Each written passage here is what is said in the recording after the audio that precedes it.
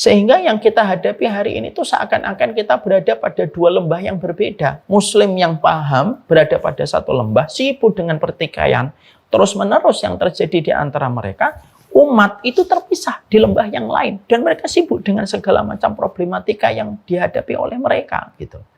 Angka mati bunuh diri semakin tinggi. Dan kita yang berada di dalam dunia dakwah ini dan yang sudah memiliki Islam yang lebih bold daripada yang di sini, seakan-akan tidak terkonek gitu. Islam hanya menjadi sebuah narasi tapi tidak pernah menjadi solusi. Gimana bisa menghasilkan solusi? Kalau ternyata di antara kita belum menyelesaikan PR besar, bagaimana menjaga qurrata ayun antara kita dengan sesama komponen dakwah dan komponen kaum muslimin yang sama-sama sudah lebih memiliki pemahaman. Selamat datang di channel Langkah Iman Istiqomah. Jangan lupa like, komen, dan subscribe. Dan semoga kita semua mendapatkan ilmu yang bermanfaat. Amin. Alhamdulillah, tentunya senantiasa kita bersyukur betul kepada Allah Subhanahu wa Ta'ala atas nikmat yang Allah berikan kepada kita. Syukur itu bukan anjuran, tetapi syukur itu merupakan sebuah kewajiban dan komitmen. Syukur itu bukan pilihan, yang mau kalau kita bersyukur, kalau enggak ya tidak bisa. Syukur itu adalah sebuah konsekuensi dari keimanan kita. Bukan nikmatnya yang berkurang, tetapi syukurnya yang kurang ditambah. Karena terkadang kita terlalu sibuk menghitung setiap kesulitan, tetapi lupa untuk menghitung setiap kenikmatan. Padahal kesyukuran itu merupakan perkara yang akan memberikan keberkahan pada kualitas kehidupan kita. Syukur itulah yang akan menjadikan kita merasa bahagia pada setiap kenikmatan yang sudah Allah berikan kepada kita. Maaf ya, kalau kita bahagia pada nikmat yang baru, itu wajar. Kalau tiba-tiba kalian bisa membeli iPad setelah sebelumnya tidak memiliki iPad dan senang ketika pertama kali membelinya, itu wajar. Kalau kita baru membeli jaket, maka kita senang ketika baru mendapatkan kenikmatan jaket. Itu bahagia yang biasa. Karena anak kecil pun mereka merasakan kebahagiaan ketika membeli yang baru. Tapi kebahagiaannya orang dewasa itu kalau bersyukur tidak kayak gitu. Dikatakan oleh para ulama, kalau kita betul-betul bersyukur, Allah itu bukan hanya menghadirkan bahagia ketika kita mendapatkan yang baru. Tapi Allah menghadirkan bahagia pada kenikmatan-kenikmatan yang sudah lama kita peroleh, tapi rasa bahagianya itu tidak berkurang di dalam hati. Itu berarti syukurnya itu sudah memberikan kualitas dalam hidup. Karena syukur itu tidak menjanjikan kuantitas, syukur itu memberikan kualitas.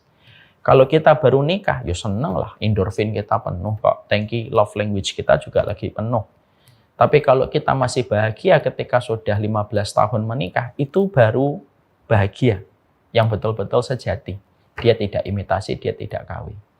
Kalau kita punya handphone, ketika handphone itu sudah 5 tahun dan kita masih tetap bahagia dengan handphone itu dan masih melihat sisi kebaikan pada handphone itu, itulah bahagia yang sesungguhnya. Ketika kita betul-betul bersyukurnya memberikan kualitas dalam kehidupan. Hari ini yang hilang itu bukan, hari ini yang kita khawatirkan itu bukan kemiskinan. Hari ini yang kita khawatirkan itu adalah hilangnya kebahagiaan ketika kita suka bermimpi pada apa yang belum kita miliki, tetapi melupakan kebahagiaan pada barang yang sudah kita dapatkan begitu lama. Akhirnya kita itu hanya melihat apa yang belum kita peroleh. Makanya banyak sekali kadang-kadang perempuan atau laki-laki bajunya sudah 3 lemari. Tapi ketika kondangan datang undangannya, kita sering berkata, pakai mana ya sudah nggak ada bajunya, padahal bajunya 3 lemari. Maka yang hilang itu bukan nikmatnya, tetapi yang hilang itu kebahagiaan pada nikmat yang sudah kita peroleh. Dan biasanya tercabut yang kenikmatan pada bahagianya kita, tercabutnya bahagia pada kenikmatan yang sudah kita peroleh itu biasanya karena kita sudah tidak lama, karena kita sudah lama tidak bersyukur. Terlalu banyak melihat barangnya orang, terlalu membandingkan barangnya orang, dan akhirnya nikmat yang kita peroleh itu langsung hambar, kebahagiaannya kita rasakan. Inilah yang menjadikan kita bersyukur, karena syukur itu memberikan bahagia, bukan hanya pada apa yang baru kita miliki. Tapi syukur itu memberikan kualitas kita merasakan bahagia, walaupun pada nikmat yang sudah lama kita peroleh dan kita dapatkan. Inilah syukur. Syukur itu memberikan kepada kita bahagia dan orang yang beriman. Mereka tidak pernah kehabisan alasan untuk bersyukur kepada Allah. Semoga kita menjadi hamba yang bersyukur kepada Allah. Amin, insya Allah. Kita tentunya paham bahwasanya kita ini harus memiliki sensitivitas terhadap apa yang sedang terjadi. Karena sensitivitas terhadap perkara yang terjadi itu menunjukkan kedewasaan kita di dalam kita berpikir. Pebisnis yang baik itu bukan pebisnis yang memiliki modal besar, tapi pebisnis yang baik itu yang tahu kondisi dan keadaan market dan bagaimana keadaan ekonomi ketika dia mulai masuk ke dalam putaran bisnisnya. Dia paham nih kondisinya kayak apa, dan bagaimana tren di dalam bursa marketnya, dan akhirnya mungkin dia bisa merumuskan apa yang akan dia lakukan di dalam bisnisnya ketika dia paham kondisi yang terjadi. Sama pula kita di dalam sunnah, komitmen kita kepada tauhid dan komitmen kita kepada sunnah ketika itu merupakan jalan kebenaran di dalam kehidupan kita, itu bukan hanya menjadikan kita peduli dengan ibadah-ibadah fardhiyah, tapi bagaimana ketika kita berkomitmen terhadap kebenaran, kita ini harus sensitif terhadap kondisi dan keadaan yang sedang terjadi, supaya kita tahu apa yang harus kita lakukan sesuai dengan petunjuk ilmu, dan supaya kita mampu merumuskan hal terbaik ketika kondisi itu kita pahami yang sebenarnya sedang terjadi. Ini yang kita harus paham. Banyak orang hari ini itu memahami bahwasanya menjalankan sunnah itu yang paling penting hanyalah ibadah mahdhah. Ya, dan ibadah yang kita lakukan di dalam sunnah itu menjadikan kita tidak peduli dengan kondisi yang sedang terjadi. Padahal itu salah. Nabi sebagai pemilik lisensi sunnah yang paling mutlak dalam kehidupan iman, Nabi itu ternyata tidak mencontohkan semacam itu. Nabi itu merupakan pribadi yang betul-betul menetapkan setiap amal itu tergantung dengan kondisi dan keadaan. Ini yang kita harus paham. Ada penjelasan bagus sekali dari Imam Ibnu Qayyim ketika Imam Ibnu Qayyim itu berkata begini dalam penjelasan beliau di dalam kitab Madarijus Salikin. Di dalam kitab Madarijus Salikin dibahas oleh beliau bahwasanya Nabi itu orang yang paling sensitif terhadap kondisi yang sedang terjadi. Makanya dikatakan oleh beliau, makanya Nabi itu kalau ditanya apa amalan yang paling utama, maka jawaban Nabi itu bisa berbeda-beda dan beragam sesuai dengan kondisi yang ada. Nabi pernah ditanya apa mahwal a'mal ahabba ilallah, apa amalan yang paling dicintai oleh Allah. Kadang-kadang Nabi menjawab jihad di jalan Allah. Kadang-kadang Nabi dalam kesempatan yang lain beliau menjawab bahwasanya amal yang paling dicintai oleh Allah itu sholat tepat waktu. Kadang-kadang Nabi di saat yang lain ditanya apa amalan yang paling utama, maka Nabi menjawab birrul walidin. Kenapa redaksi pertanyaannya sama tetapi jawabannya bisa berbeda dan beragam? Maka sesungguhnya Imam Ibnu Qayyim beliau mengatakan karena sesungguhnya bukan Nabi itu kontradiktif, enggak. Tetapi Nabi memberikan jawaban yang berbeda atas redaksi pertanyaan yang sama disebabkan karena sesungguhnya Nabi memberikan jawaban disesuaikan dengan kondisi penanya dan kondisi yang ada pada saat itu. Ketika kondisinya tenang, tidak ada amalan yang paling utama kecuali sholat tepat waktu bagi laki-laki di masjid. Bagi dalam kondisi ketika kita mendapatkan orang tua kita sakit, tidak ada yang paling utama kecuali menemani orang tua kita dan merawat orang tua kita. Jangan pergi kemana-mana kalau orang tua sakit, udah temenin aja. Karena itu kondisi amalan yang paling dicintai oleh Allah. Kalau kondisinya kayak di Palestina ketika terjadi peperangan, tidak ada kondisi yang paling utama kecuali adalah jihad. Dan ini merupakan perkara yang penting karena amalan yang paling utama dikatakan oleh Imam Ibnu Qayyim. Amalan yang paling utama itu disesuaikan dengan kondisi yang dibutuhkan pada saat itu. Makanya maaf ya, kadang-kadang umrah lebih penting daripada membantu, kadang-kadang membantu lebih penting daripada umrah. Tergantung kondisi dan keadaan. Ketika di antara kita akan melaksanakan umrah, tetapi orang tuanya sakit dan orang tuanya berkata, "Nak, temenin mamah ya nak, jangan pergi-pergi." Pada saat itu, umrah menjadi perkara yang tidak memiliki keutamaan. Apa yang menjadi keutamaan? Ya temenin orang tuamu ketika dia dalam kondisi sakit. Terkadang ketika seseorang itu kondisinya normal, semuanya baik, keluarganya dalam kondisi baik, maka melakukan dan repeat umrah itu menjadi keutamaan, yaitu ketika dia melaksanakan umrah untuk menghapuskan dosa dari umrah sebelumnya menuju kepada umrah berikutnya. Jadi amal yang paling dicintai oleh Allah itu adalah amal yang sesuai dengan kondisi. Karena amal yang sesuai dengan kondisi itu akan menentukan skala prioritas di dalam kita beramal. Dan ketika kita melakukan sebuah ketaatan di jalan Allah. Ini kita harus paham. Makanya setan itu termasuk di antara strateginya setan dikatakan dan diterangkan oleh Imam Ibnu Qayyim dalam kitab yang lain. Beliau menyampaikan setan itu kalau menyesatkan manusia itu ada 6 tahapan, ada 6 lubang jebakan yang dipakai setan ketika menyesatkan manusia. Yang pertama, dijebaknya manusia dengan syirik. Kalau dia selamat, dijebak dengan bid'ah. Kalau dia selamat, dijebak dengan dosa-dosa besar yang dianggap biasa. Kalau dia selamat, dengan dosa-dosa kecil yang dianggap lumrah. Kalau dia selamat, maka dia akan dijebak dengan jebakan yang kelima. Jebakan yang kelima itu apa? Yaitu disibukkan dengan amalan-amalan yang tidak prioritas, tetapi diluputkan dari amalan prioritas. Ya, ini termasuk salah satu jebakan setan. Jadi kalau ada orang dijebak dengan syirik tidak bisa, dijebak dengan menyelisihi Nabi tidak bisa, dosa besar, dosa kecil tidak bisa, maka yang dilakukan setan adalah dibiarkan dia beribadah, tapi pada perkara yang tidak prioritas. Sehingga amalan prioritasnya itu malah justru luput, ditinggalkan. Karena dia tidak tahu bagaimana beramal itu sesuai dengan kondisi kebutuhan dan keadaan yang sedang terjadi. Ini termasuk strateginya setan. Jadi setan itu tidak selalu melulu menggoda kita dengan khamr. Tidak selalu menggoda kita dengan zina. Tidak selalu melulu menggoda kita dengan riba. Tapi terkadang setan itu kalau mendapati misalkan Mas Prima digoda syirik tidak bisa, digoda menyelisih Nabi tidak bisa, Mas Prima digoda dosa besar tidak bisa, dosa kecil tidak bisa, maka setan tidak pernah kehabisan ide. Dia lalu merumuskan sebuah jebakan. Gimana ya Prima itu sibuk dalam perkara kecil tetapi luput dari perkara-perkara besar.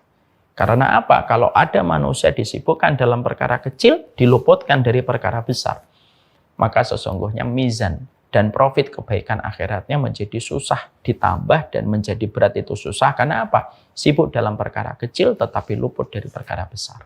Dan yang keenam itu adalah disibukkan dalam perkara mubah. Kalau kita soroti nomor 5, disinilah kita akhirnya paham.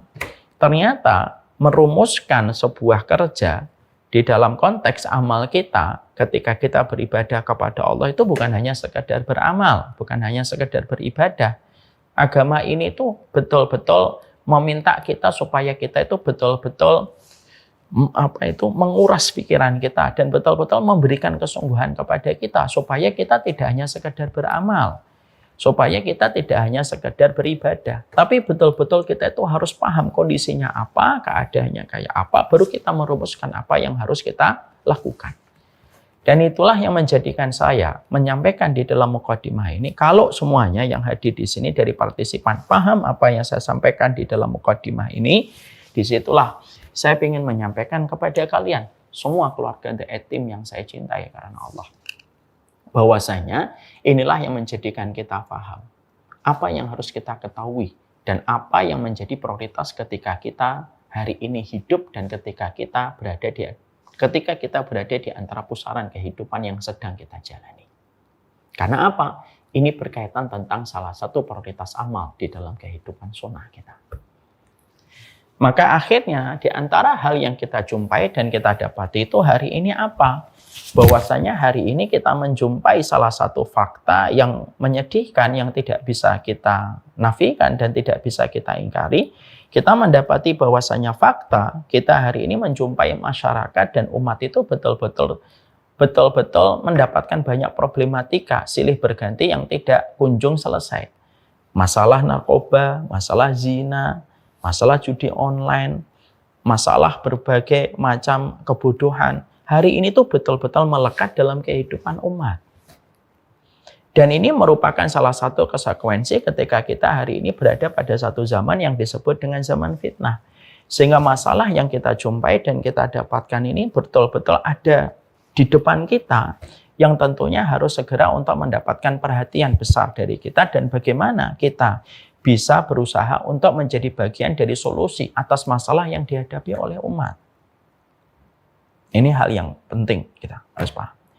Jadi umat ini hari ini tuh pekerjaannya banyak. Hari ini tuh umat itu meninggalkan PR yang banyak. Belum PR besar yang kita miliki ketika kita melihat Palestina. Ketika sudah berjalan lebih dari 1 tahun dan itu PR besar untuk kita. Ketika kita paham bahwasanya PR ini adalah PR yang ada di pundak kita, sya'am aba, kita suka atau tidak suka, ridho atau tidak ridho, itu PR yang besar yang Allah berikan di dalam kehidupan kita, maka PR ini harus mendapatkan segera tindakan-tindakan langsung yang harus dilakukan. Tapi ternyata di sisi yang lainnya kita juga mendapatkan tentang sebuah fakta bahwasanya ternyata umat ini mendapati satu masalah yang juga sama seriusnya. Bagaimana masalah ini akan selesai ketika umat yang mereka berada pada lingkaran yang lebih tebal, itu ternyata mereka juga punya masalah yang terus masalah itu tidak kelar-kelar, yaitu adalah bagaimana mereka itu memadamkan pertikaian dan bagaimana mereka itu menyembuhkan perselisihan supaya kekuatan demi kekuatan dan energi besar dikumpulkan supaya kita bisa menyelesaikan masalah besar ini. Karena ini dua masalah menjadi komplikasi di dalam kehidupan umat. Tidak terselesaikannya masalah judi, tidak terselesaikannya masalah zina, tidak terselesaikannya masalah kebodohan. Itu bisa jadi ini berkaitan erat dengan kondisi ketika sebagian kecil muslimin yang mereka mungkin sudah paham Islam, itu ternyata juga menghadapi PR yang besar. Yang mana PR besar ini mengakibatkan tidak selesainya PR yang ada di samping sini.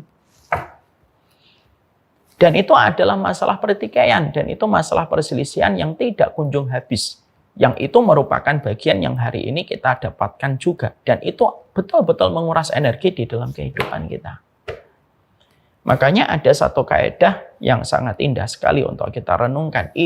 Mata balangul bunyan, tamamahu idza kunta tabnihi wal akhir yahdimuhu. Bagaimana bangunan itu akan sempurna kalau kamu berusaha untuk menyelesaikan tetapi yang lain menghancurkan. Gimana kita menyelesaikan masalah besar ini kalau konflik yang ada pada kehidupan di sini pun tidak selesai-selesai? Kenapa? Karena orang tua yang sering bertengkar itu tidak akan pernah menjadikan anaknya itu bisa selesai dengan dirinya. Itu kalau boleh saya buat analoginya. Bisa nggak kita mengharapkan anak kita berkualitas kalau kita selaku orang tuanya bertengkar terus? Misalkan Mas Prima bersama istri beliau bertengkar terus, naudzubillah min dzalik contoh. Bisa nggak kira-kira ketika Mas Prima dan istrinya beliau itu bertengkar terus tiba-tiba anaknya nanti melesat dengan kualitas? Susah. Kenapa? Karena sesungguhnya itu kadang-kadang ketika menyelesaikan itu dimulai dari kita dan pasangan kita dulu. Kita tidak bisa mengharapkan anak kita qurrata ayun kalau kita saja tidak pernah qurrata ayun. Gimana anakmu akan taat kepada dirimu kalau ternyata istrimu sering menjelek-jelekkan kamu di telinga anakmu? Gimana anakmu itu akan taat kepada istrimu kalau kamu juga yang menjelek-jelekkan istrimu di depan anakmu? Kan nggak akan selesai. Maka akhirnya yang terjadi apa? Anak tidak nyaman berada di dalam rumah, dia pilih kafe, mungkin dia pilih gengnya, dia pilih circle-nya, dan terkadang dia memberikan loyalitas kepada gengnya. Kenapa? Terlalu banyak halilintar di dalam rumah yang membuat dia tidak nyaman. Ini analoginya. Kalau boleh kita relate dan kita korelasikan bahwasanya kehidupan umat dan seluruh problematikanya, yang di sini ada orang-orang yang sudah belajar dan memiliki step kepahaman dia terhadap Islam itu lebih baik gitu. Dan ternyata yang di sini yang diharapkan bisa menjadi solusi dan bisa menjadi obat untuk menyelesaikan PR besar di sini dengan judi, zina dan sederet masalah yang tidak ada habisnya. Dan kita sering gitu. Bagaimana kita itu diputarkan terus yang viral itu berubah-ubah terus. Ini tidak akan selesai kalau yang di sini pun masih dalam pertengkaran. Jadi pertengkaran yang menguras energi itu bukan hanya pertengkaran suami istri, tapi pertengkaran yang menguras energi itu sebenarnya pertengkaran mereka yang sudah dilihat tampaknya itu paham dengan Islam, tapi ternyata kita ini tidak selesai-selesai dengan berbagai macam persoalan yang terjadi di sini. Pertengkaran demi pertengkaran terus. Mungkin di sini tidak ada judi, mungkin di sini tidak ada zina, tapi di sini ada pertengkaran dan permusuhan, padahal sama-sama menjadi umatnya Rasulullah dan sama-sama menjadi hambanya Allah Subhanahu wa Ta'ala. Maka nggak bisa ini menyelesaikan bangunan ini dengan berbagai macam konfliknya dan berbagai macam masalahnya, ya kalau yang di sini tidak selesai. Maka inilah yang menjadikan kita akhirnya memahami betul. Ternyata dampaknya pertengkaran. Kalaulah pertengkaran suami istri itu dampaknya berakibat kepada anak yang akan terguncang jiwanya ketika terlalu banyak melihat pertikaian dan perselisihan orang tuanya, maka sesungguhnya jangan sampai kita juga mendapatkan ini dalam kehidupan. Seringnya pertengkaran kita, orang-orang yang paham agama, menyebabkan anak-anak muda, anak-anak belia itu akhirnya benci kepada dakwah dan benci kepada apapun yang berbau Islam. Kenapa? Kalian itu terlalu banyak pertengkaran. Kalian itu terlalu banyak pertengkaran. Sehingga akhirnya mereka tidak merasa nyaman ketika mereka di dekat panggung-panggung dakwah.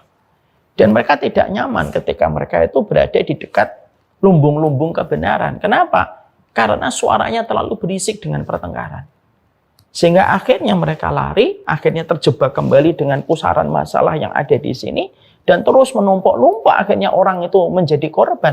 Karena ternyata ketika kita menjadi personal, seorang muslim, yang terus menikmati pertikaian dan terus menikmati permusuhan, hanya karena masalah fikih, hanya karena masalah ijtihad, hanya karena masalah fatwa, dan kita menganggap pertikaian itu hanya kita yang merasakan salah, yang merasakan orang lain, dan itulah yang menjadikan mereka menjauh dari kebenaran.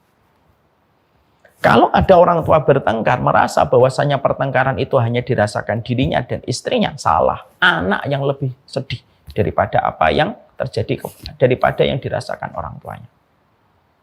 Nah inilah yang menjadikan kita akhirnya memahami ini. Ini berarti salah satu di antara hal yang, ini merupakan salah satu di antara hal prioritas dalam kehidupan kita. Bahwasanya di antara prioritas yang kita lakukan ketika kita berada pada zaman ini, maka sesungguhnya prioritas ini merupakan prioritas yang kita harus sadari dulu.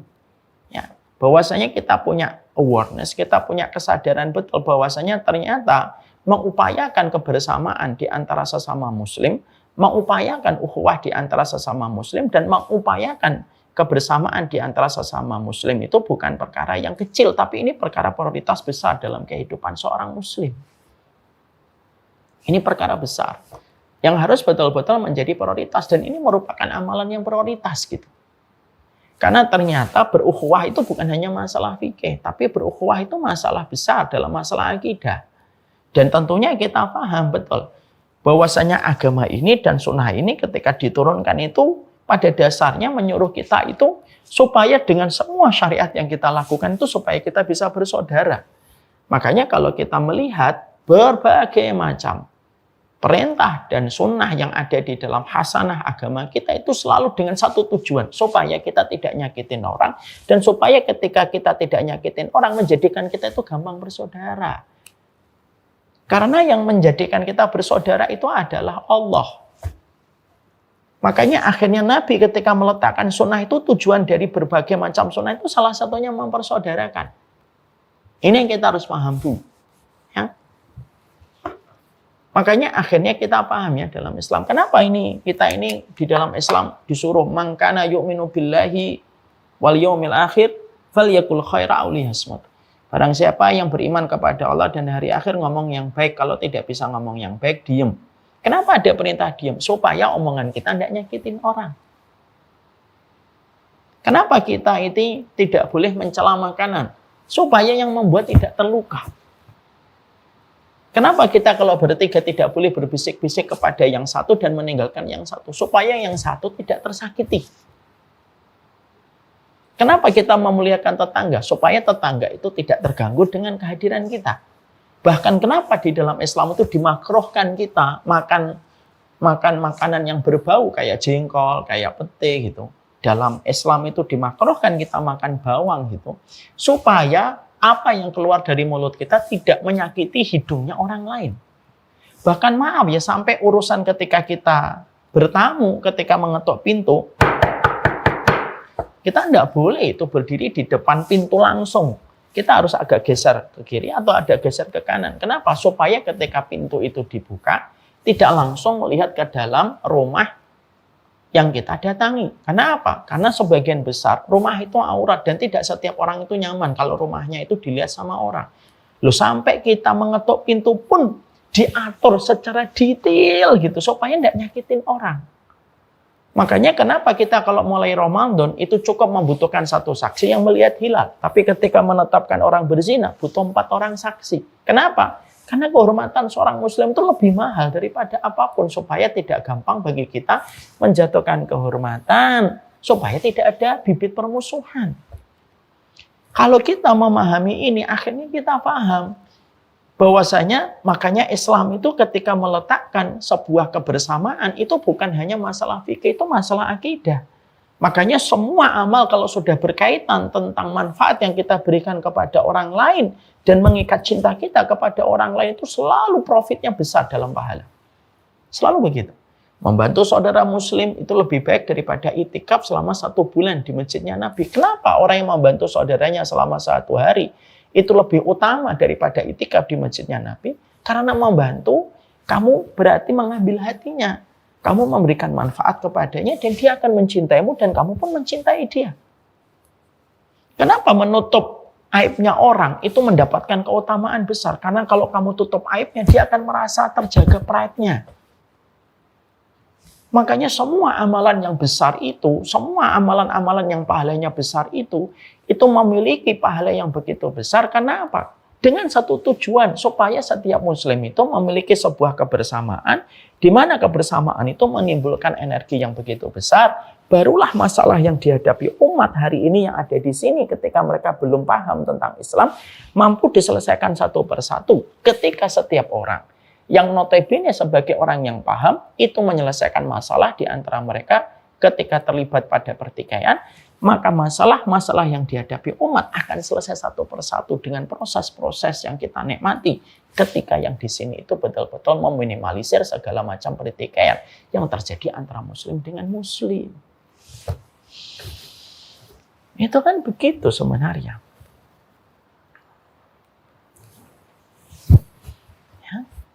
Tapi ternyata memang itulah ujian yang kita hadapi hari ini. Sehingga yang kita hadapi hari ini tuh seakan-akan kita berada pada 2 lembah yang berbeda. Muslim yang paham berada pada satu lembah, sibuk dengan pertikaian. Terus-menerus yang terjadi di antara mereka, umat itu terpisah di lembah yang lain. Dan mereka sibuk dengan segala macam problematika yang dihadapi oleh mereka. Gitu. Angka mati bunuh diri semakin tinggi. Dan kita yang berada di dalam dunia dakwah ini dan yang sudah memiliki Islam yang lebih bold daripada yang di sini, seakan-akan tidak terkonek gitu. Islam hanya menjadi sebuah narasi tapi tidak pernah menjadi solusi. Gimana bisa menghasilkan solusi? Kalau ternyata di antara kita belum menyelesaikan PR besar, bagaimana menjaga qurrata ayun antara kita dengan sesama komponen dakwah dan komponen kaum muslimin yang sama-sama sudah lebih memiliki pemahaman. Inilah yang kita harus mengerti. Makanya PR besar yang harus kita lakukan dalam kehidupan ini tuh di dalam komitmen kita di dalam sunnah. Mari kita ambil pendapat yang paling kuat dalam setiap sunnah yang kita pilih pada setiap dalil yang ada di hadapan kita. Tapi komitmen sunnah ini tidak boleh berdiri sendiri. Tapi komitmen ketika kita melakukan ketaatan itu harus disertai dengan sebuah dorongan besar. Gimana sih mempersaudarakan kaum muslimin? Dan itu menjadi salah satu perkara yang hari ini belum terwujud. Walaupun sudah terlalu banyak ustadz yang meramaikan dalam kehidupan panggung dakwah. Semoga Allah ampuni kita.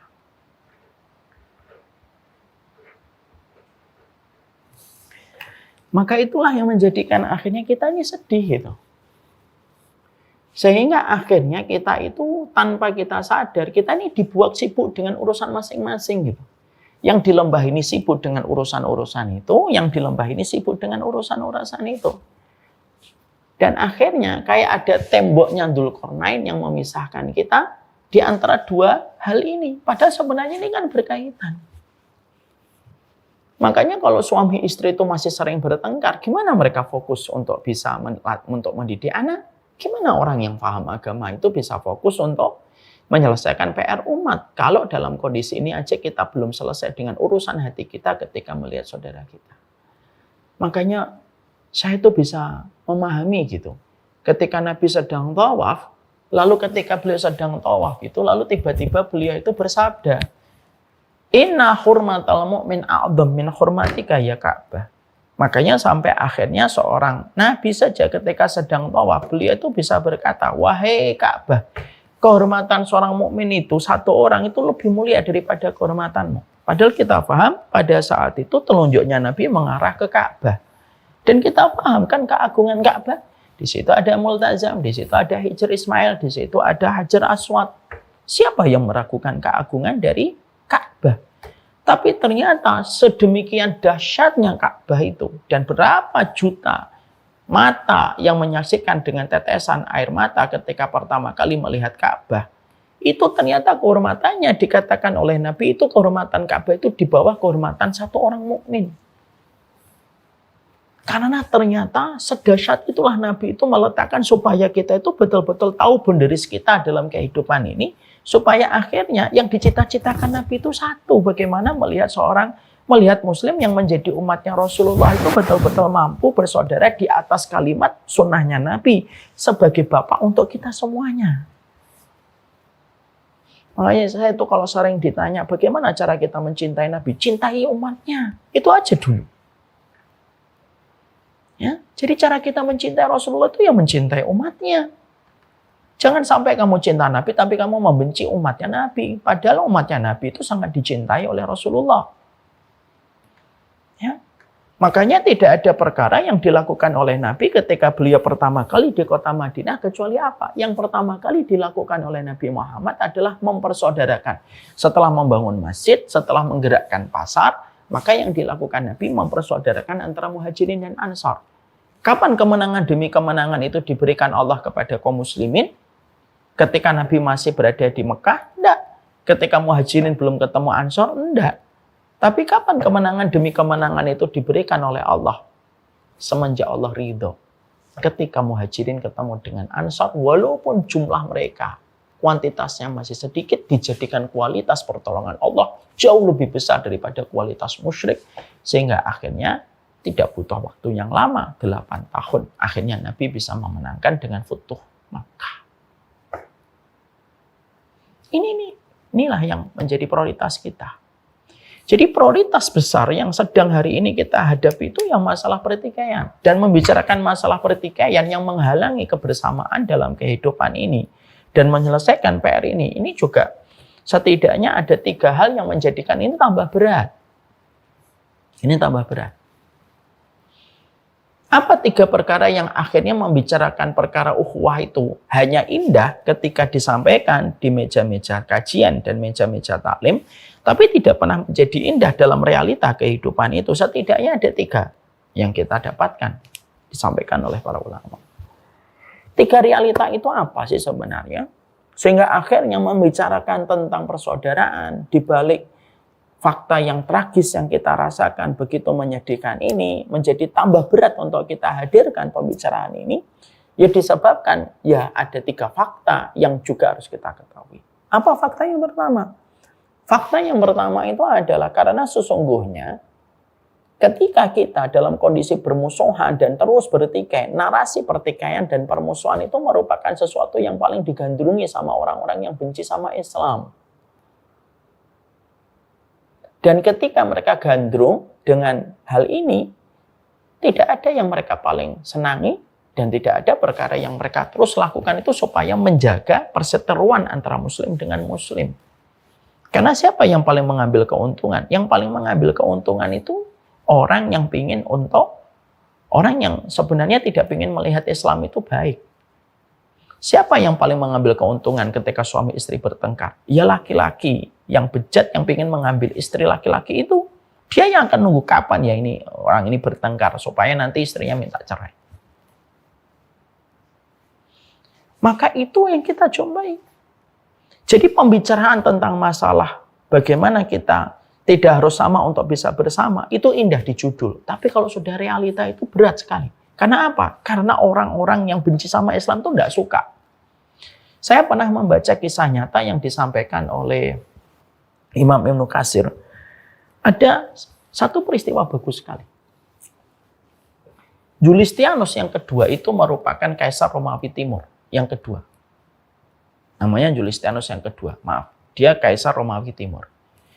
Ketika sahabat Sa'ad dan Khalifah siapa ya? Maimun kalau tidak salah, saya maaf agak lupa. Ketika mereka itu dirongrong kekuasaan mereka pada saat itu, maka pada saat itu tiba-tiba kaum muslimin mendapatkan pertikaian dari sahabat Sa'ad dan Khalifah siapa pada saat itu. Dan mereka bertikai. Ketika pertikaian ini diketahui oleh pembesar-pembesar kerajaan Romawi Timur, mereka datang dong kepada Julistianus yang kedua, Julistianus Ats-Tsani. Mereka berkata, "Wahai Kaisar, ini saat yang tepat kita menyerang balik kepada kaum muslimin karena mereka sedang terlibat pertikaian dan mereka terlibat peperangan di antara mereka." Pada saat itu mereka mengharapkan jawaban sang kaisar itu sebagaimana yang mereka mau. Tapi mereka tidak sama sekali menduga ketika Julistianus yang kedua itu memberikan jawaban yang tidak pernah mereka duga. Jawabannya adalah, jangan diserang. Biarkan mereka bertikai. Biarkan mereka bermusuhan. Kita tahan diri untuk tidak melakukan reaksi apapun atas pertikaian itu. Komandan-komandan militernya itu bingung dengan jawaban yang disampaikan oleh Julistianus yang kedua. Mereka berkata, "Kamu yakin ini saat yang tepat untuk nyerang?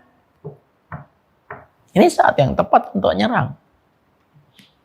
Tapi tetap Julistianus yang kedua itu dia tegar berdiri dan mengatakan, "Jangan diserang, jangan diserang. Jangan diserang. Biarkan mereka bertikai." Karena Julistianus yang kedua melihat bagaimana wajah-wajah para komandan militer itu. Mereka penasaran kenapa beliau memberikan jawaban. Kenapa dia memberikan jawaban semacam itu. Maka Julistianus yang kedua berkata, "Sudah, kalian kalau masih penasaran kenapa saya memberikan jawaban, kalian jangan mengganggu mereka. Besok datang ke sini, aku jelaskan kenapa kita tidak menyerang mereka." Akhirnya, yang saat itu dilakukan para komandannya pulang, esok harinya mereka datang. Dan mereka kaget ketika mendapati di depan singgasana Julistianus yang kedua ternyata sudah ada kandang. Ternyata ada 2 anjing yang sedang diadu oleh Julistianus yang kedua. "Ayo, Ta'al. Ini, lihat. 2 anjing ini sedang aku adu domba." Anjing yang satunya nyerang, anjing yang satunya nyerang lagi, anjing satunya terus saling menyerang di antara kedua anjing itu. Sampai kedua-duanya terluka dan mengeluarkan beberapa bagian darahnya. Ketika mereka sudah sama-sama lemas, 2 anjing ini yang diadu di dalam kandang di depan singgasana itu, pada saat itulah tiba-tiba Julistianus memberikan instruksi yang tidak pernah diketahui, tidak pernah diduga oleh para komandan. Masukkanlah itu serigala ke kandang ini. Maka dimasukkanlah serigala. Dan ketika dimasukkan di dalam kandang itu serigala, 2 anjing yang sedang bertengkar ini, langsung mereka menghadapkan wajahnya ke serigala tersebut dan akhirnya sama-sama menyerang serigala itu. Dan akhirnya serigala itu tidak butuh waktu yang lama, serigala itu mati mengenaskan diserang 2 anjing. Walaupun 2 anjing ini sedang terluka.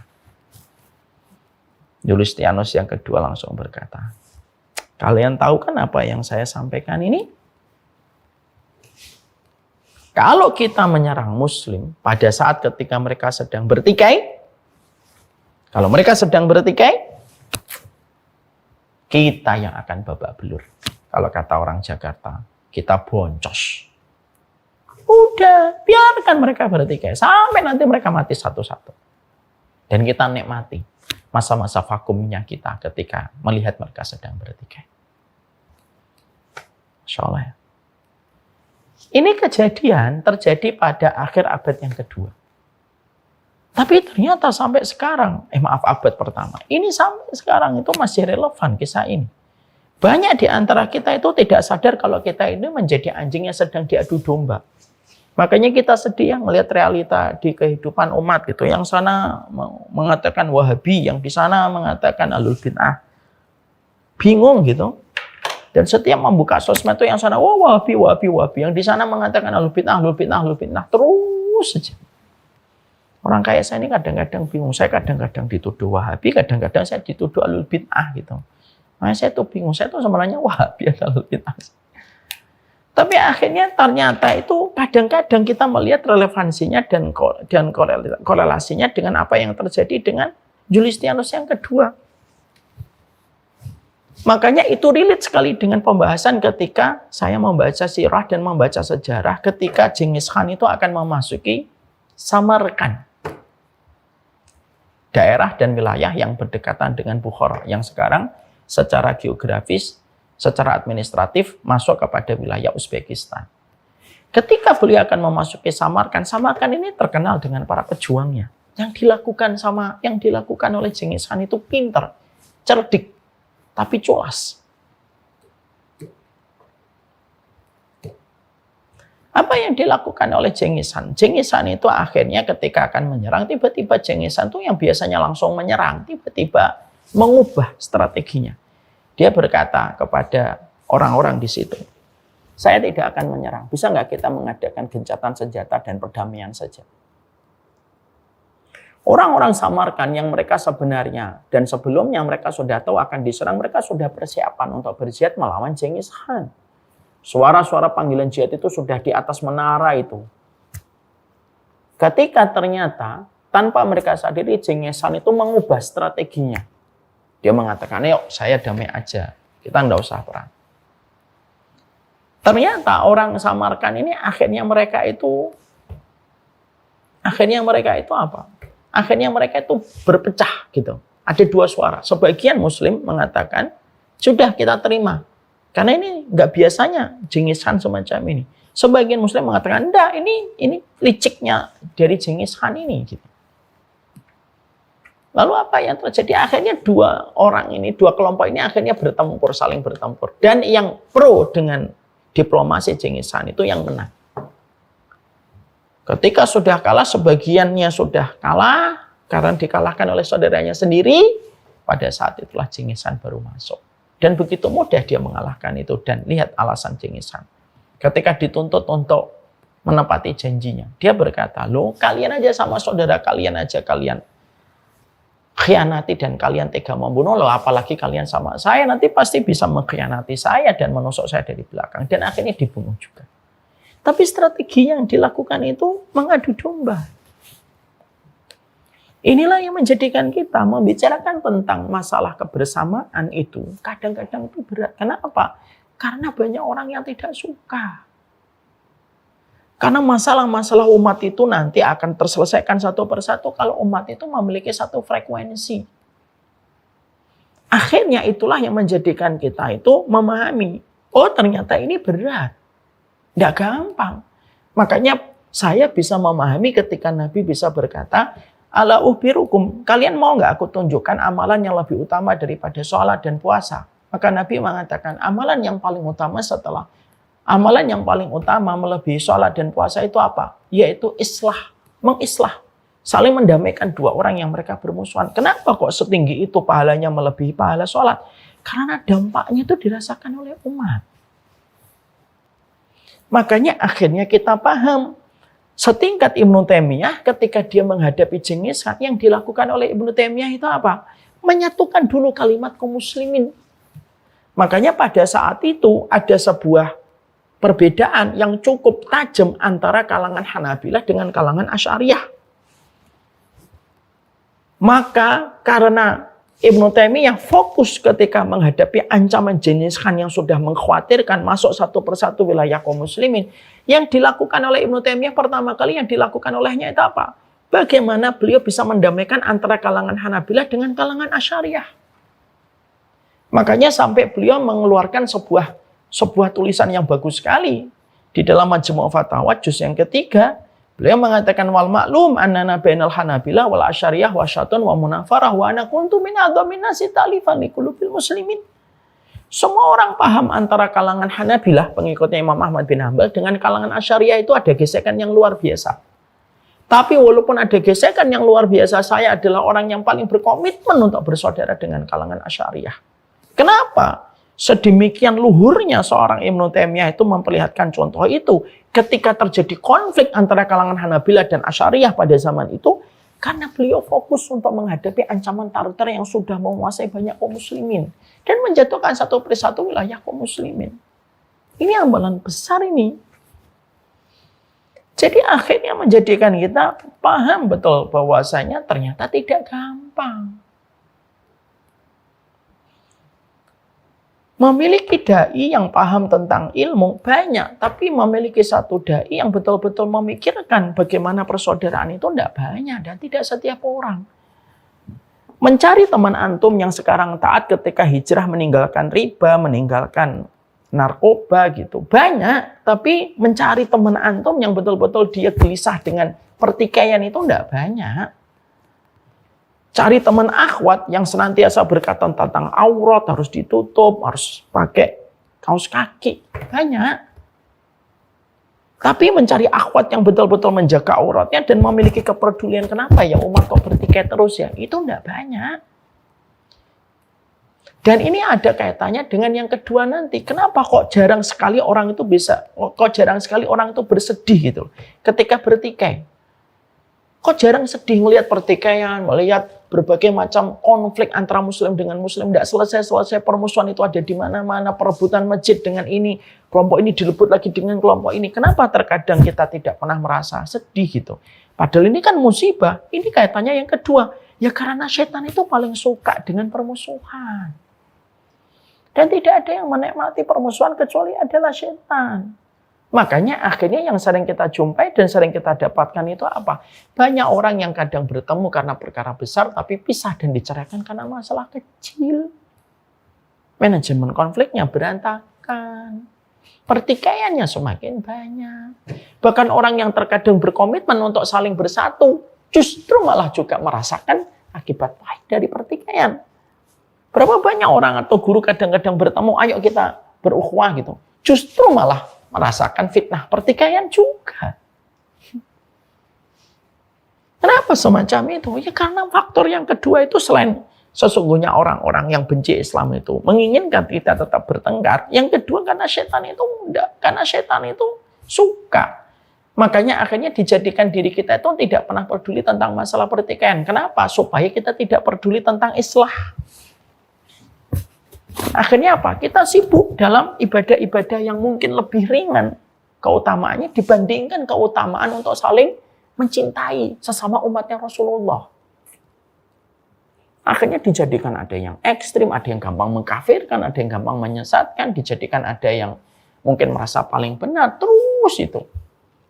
Supaya akhirnya ketika kita di dalam kehidupan agama akhirnya itu merasa bahwasanya pertikaian itu ya sudahlah, mau diapain lagi? Sudah. Akhirnya apa? Skeptis. Karena tidak tahu juga apa yang harus dilakukan dan dikerjakan. Yang di sini sudah skeptis. Lah yang di sini terus gimana? Yang tadi saya terangkan di sini problematika umat ini terus gimana ini?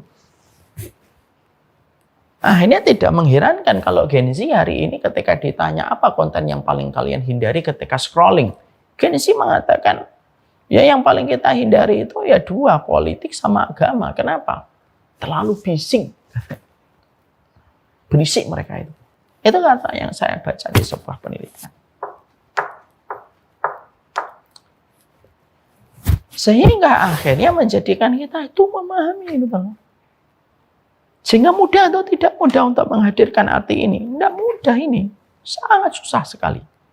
Ditambah lagi dengan fakta yang ketiga. Fakta yang ketiga itu apa? Fakta yang ketiga yang harus kita mengerti, yaitu adalah sesungguhnya ini memang sudah diisyaratkan oleh Nabi. Jadi tambah berat lagi. Karena Nabi memang sudah memprediksi bahwasanya umatnya nanti akan mendapatkan 3 fitnah sebelum fitnahnya Dajjal. Jadi ada yang namanya mata rantai pra kondisi sebelum munculnya Dajjal.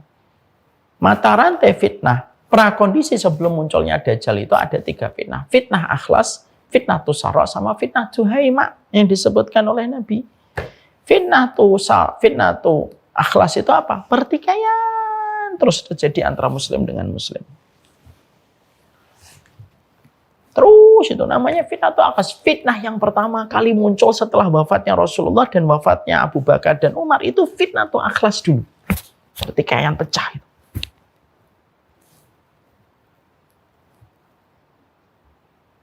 Setelah itu disambung dengan fitnatus sarra. Fitnatus sarra itu apa? Kemewahan, kelapangan harta. Kita diberikan finansial yang banyak. Bumi-bumi yang asalnya dulu tidak mengeluarkan permata hitam dari minyak, semua daerah-daerah muslim yang asalnya tandus dan gersang dibangun dengan kemewahan dan kemegahan. Itu namanya fitnatus sara, kata Nabi.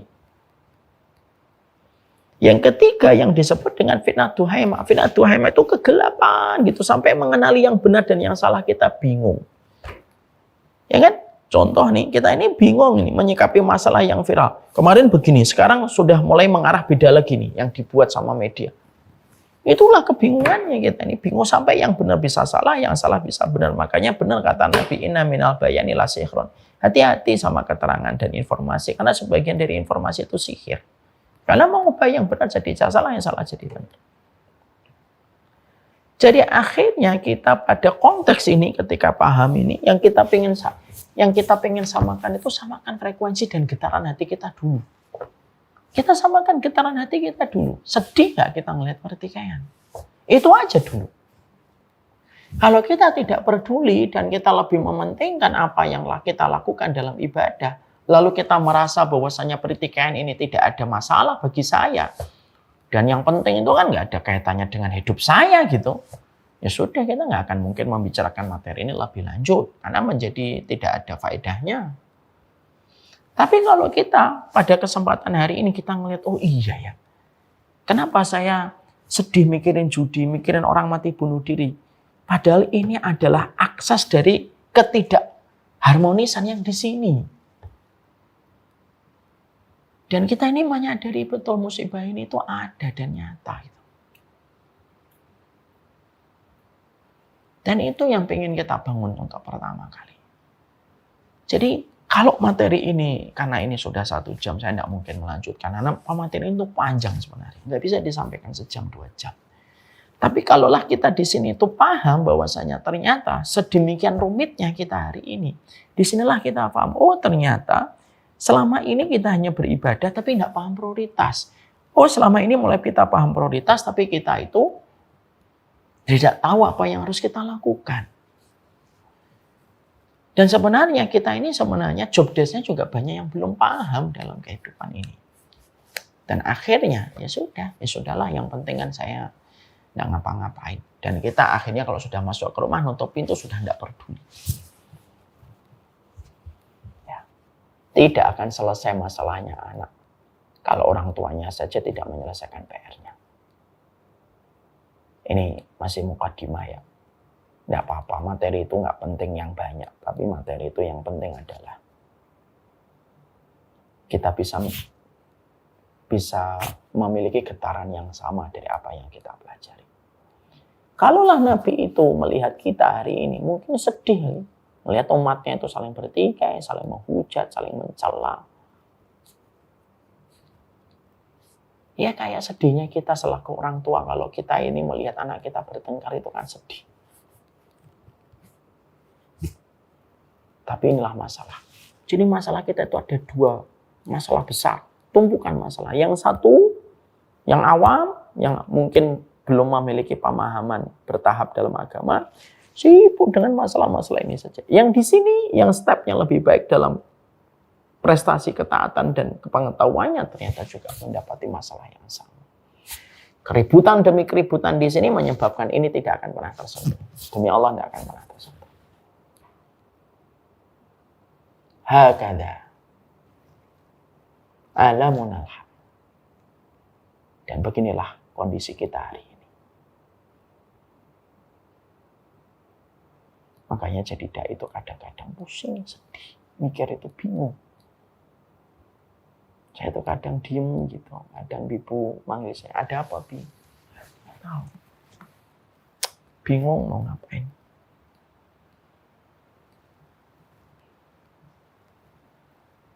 Tapi inilah kondisi yang terjadi.